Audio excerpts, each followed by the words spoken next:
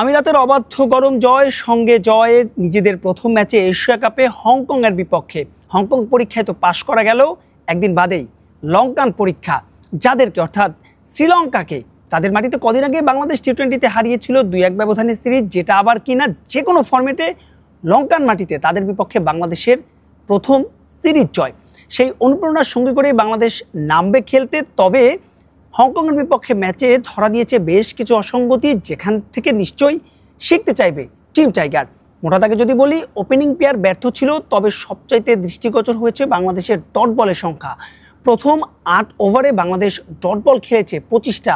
মোট ওভারে অর্থাৎ 14 বল আগে তো বাংলাদেশ হংকংকে হারিয়েছে, সেখানে ডট বলের সংখ্যা 40 ছাড়িয়েছে। সব মিলিয়ে এই দিকে নিশ্চয়ই নজর দিতে চাইবে টিম ম্যানেজমেন্ট।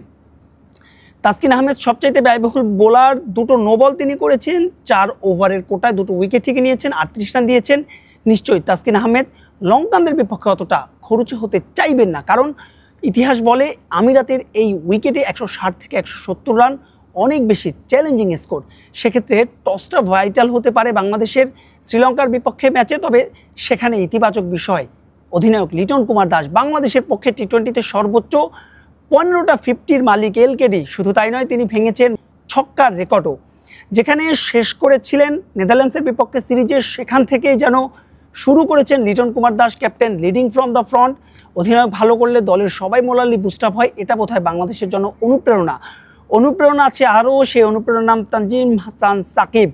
2টো উইকেট নিয়েছেন, 4 ওভারের কোটায় বোলিং করেছেন, 21টা রান দিয়েছেন। সবচাইতে কিপ্টে বোলার এই ম্যাচে অর্থাৎ হংকংয়ের বিপক্ষে ম্যাচে বাংলাদেশের। এছাড়াও মুস্তাফিজ তার চাইতে 1 রান বেশি দিয়েছেন, কোনো উইকেট পাননি।